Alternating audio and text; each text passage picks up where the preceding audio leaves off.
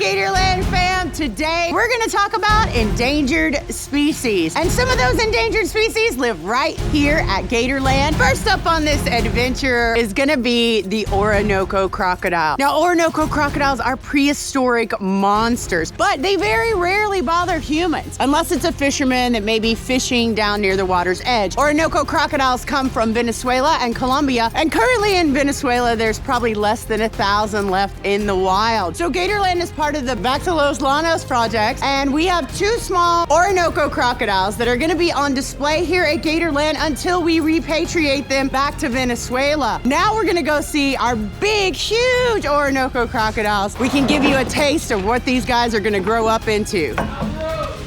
Come on, Alvaro. Alvaro is a big, beautiful Orinoco crocodile. When he gets out of the water, you're gonna be able to see just how beautiful he is. Now, the face of an Orinoco crocodile is really, really streamlined, and that's for catching fish, catching birds, animals like that. That's what Orinoco crocodiles like to eat, but they also eat some other animals as well. There we go. Alvaro, come on, Bubba. That didn't take long. That's a lot of work for him. That's a big crocodile. Come on. All right, way to go, big fella. Look at that long nose. You talking about me like that? I'm right here. And we are proud to have these Orinoco crocodiles right here at Gatorland. It's part of our Gatorland Global Conservation Program. Good boy, Alvaro. So streamlined. Just look at those scoots back there. All right, let's see what Oscar's got going on. She's mostly just kind of hanging out with me.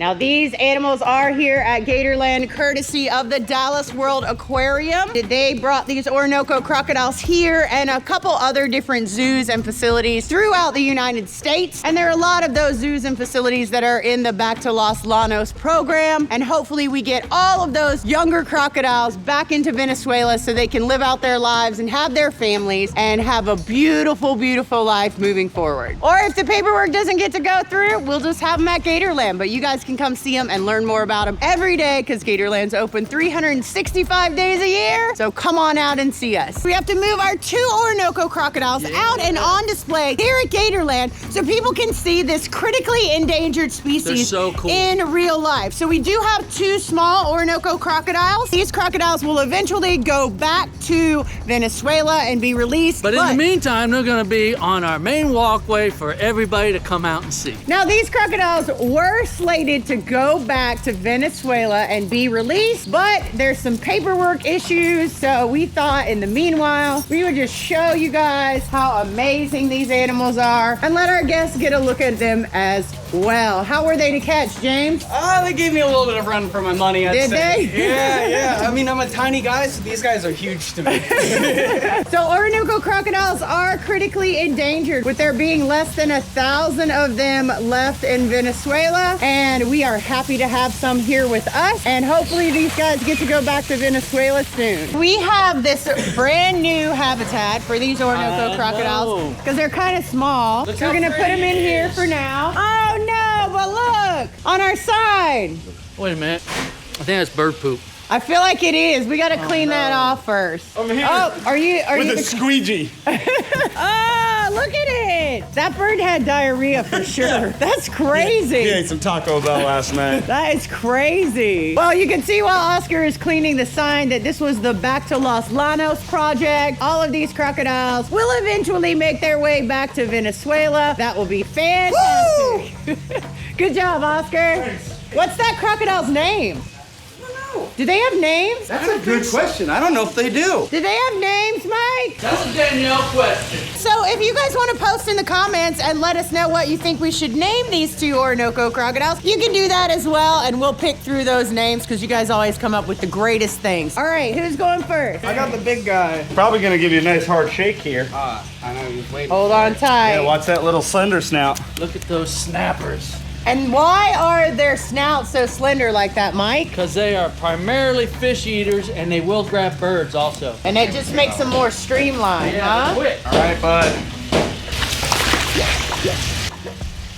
That was anticlimactic. I know. Oh, I put in to catch him, and that's what he's doing. Get on. He's just sitting there. He didn't even swim away. All right, Casey, maybe yours will give us a little more action. Oh, what? I know what I'm doing. Hold on tight, Casey. It's like riding a bike, right? Yeah. Well, Casey's the alligator whisperer. These are crocodiles. So there's potential for some action here. Exactly. Nah, Casey's got it. Why's your knuckles all white? Oh, they're white. Why are you holding on?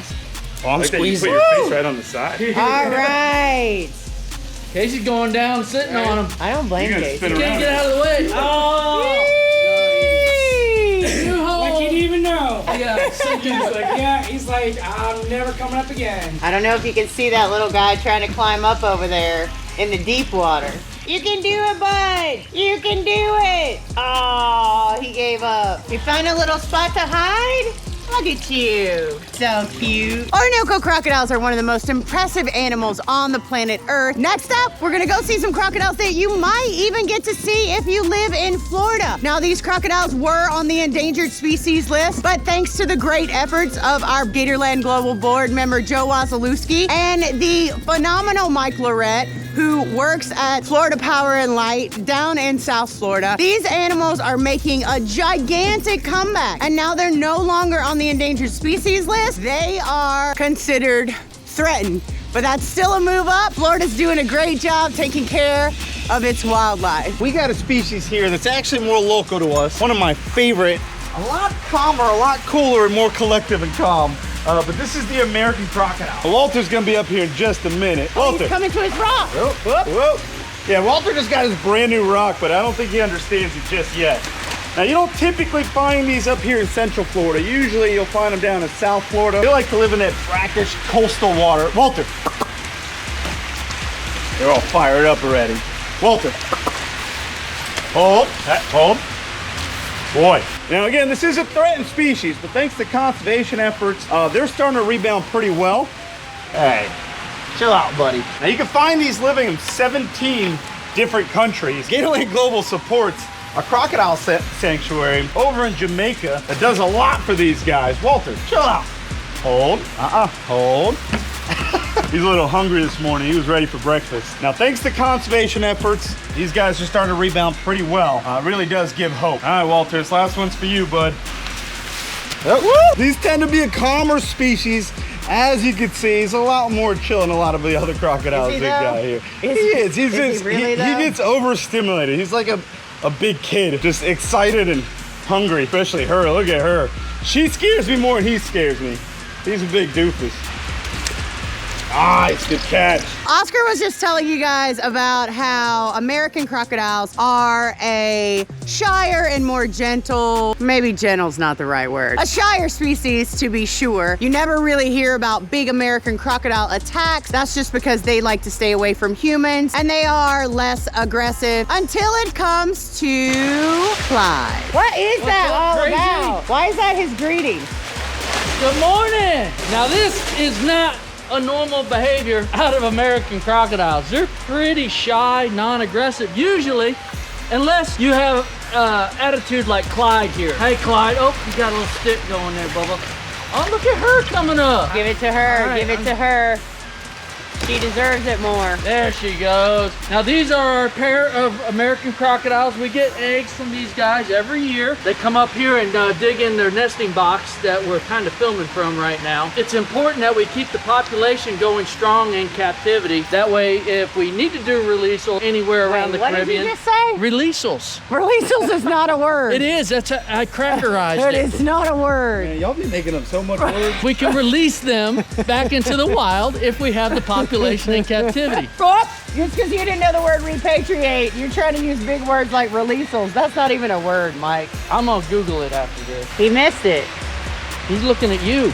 You're his favorite anyway. No, I'm his least favorite. I don't even know why. I never did anything to that crocodile, but it never liked me. It's all right. I'm an acquired taste. Releasal. release them. Now, Cuban crocodiles are my favorite species of crocodile, but I do love individual crocodiles from other species. But the Cuban crocodile is just an amazing animal. The way they look, the way they behave, they learn things so much quicker than other crocodiles. We even have some baby Cuban crocodiles right here, if you guys can see those. Super cute babies in there. And we do work very closely with our friends Etienne and Gustavito in Cuba to help them get some of their needs met over there, because they are 100% dedicated to saving the Cuban crocodile. Now, there also are American crocodiles in Cuba, and sometimes those crocodiles will hybridize, but we're trying to keep pure Cuban crocodiles alive on the planet. So every year we have these hatchlings, and when relationships are better with the Cuban government and the United States government, hopefully we'll be able to take some of those animals back to Cuba and release them into Zapata Swamp. Right now, Gatorland has participated in the release of about 90 crocodiles, 90 Cuban crocodiles back into Zapata Swamp, and that helps increase their population and also their distribution. So let's go see Ricardo and Chainsaw. It's always scary when we go in with our Cubans. Oscar, you locked us in. Well, Mike did. Mike took off. Look, he opened the door, got her to come over here, and then he just ran off. Come on. Oh, no, hold on. He's right there. Look. Mike's locked in there now. Why does he always do this to us? Oh, Ricardo's coming to the door. Oh my God. Ricardo! Look at these little water puddles. I guess this is how those people feel when alligators come to their front door and they're like peeking out. Hey, buddy. You gotta get out of our way. We can't come give you food. Chainsaw, Ricardo, here. See how she's smart and she knows? See how she knows Mike's still in there? So she's gonna go back and get Mike. So Cuban crocodiles are very, very agile. Like their jumps, their back legs are longer than any crocodile species ever. And their front feet are not webbed because they spend a lot of time on the land. They're the most territorial of all crocodile species. You think he's gonna jump? I don't know. He used to jump all the time. Making me nervous. Come on, Ricardo. Yay! Mike missed a shot, Ricardo. It's not your He got fault. rewarded. That was a good jump. Hey, you want me to keep her or you good? Yeah, no, keep her. No, too late. Man, That was a good jump. it was. Cuban crocodiles are crazy different, huh? So scary standing in front of him. It's scary watching you stand in front of Thanks for him. blocking my exit. You gotta come around this way, Oscar. Wild Cuban crocodiles, there's probably less than, I would say, 1,000 left on the planet. He likes his table. He's got good manners. You know, the American alligator was once on the endangered species list, believe it or not, because there are 1.8 to maybe 2.1 million alligators in the state of Florida now. We're gonna go talk to Casey, and he's gonna give us a little more information about that. The American alligator is no longer an endangered species, but back in 1967, alligators were put on the endangered species list. In fact, we almost wiped them out. We've made a tremendous rebound. These guys are amazing animals. People love them. The county loves them. We love them. Our guests love them. Guys, come out to Gatorland. Check out our amazing animals. Mayhem and Maverick do not like each other. A. Careful. Good boy.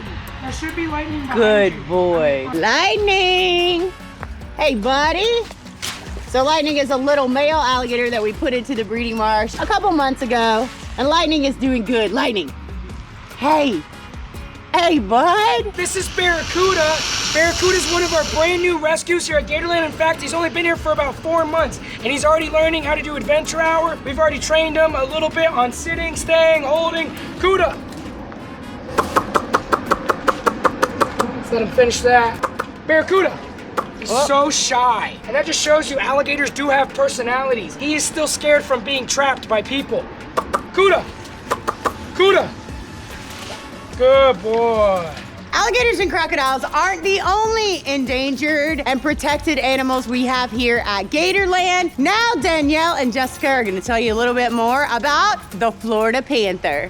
Hi, that's Yuma. You put a nose print on there. We have Sakari. We're just doing a little bit of enrichment, scenting enrichment. Florida panthers are actually the most endangered animal of Florida. Right now, there's only about 200 left in existence. Back in the 30s, they were hunted almost to extinction with fewer than 30 of these cats left in Florida. And in 1967, they were actually placed on the endangered species list. And then since then, the numbers have began to rise. There was a lot of conservation efforts that went forward to help bring this species back. Back in 1980s, they actually brought in 8 Texan cougar females and introduced them into the wild of Florida to help repopulate the number of the Florida panthers. Back in the 30s and the 40s, because the numbers were so low, there was a major problem with inbreeding, and therefore there was a lot of deformed young that were being born. They were not living past 1 or 2 years old. So there was a lot of hardships amongst these cats. And now, to this day, in 2025, there are around 200 animals. Are you looking at the camera?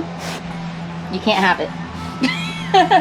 When you hear cougar, mountain lion, Florida panther, puma, essentially they're all the same cat. Everything is the exact same. They get different names based on which region of the United States that they come from. There was no harm in bringing in some Texan cougars to be able to mix up the genetic pool of these guys to help with that inbreeding and to help strengthen their genetics so they could come back stronger than ever. And we're still a very far way off from these guys ever coming off that endangered species list. She's not even rubbing on the cardboard. I know.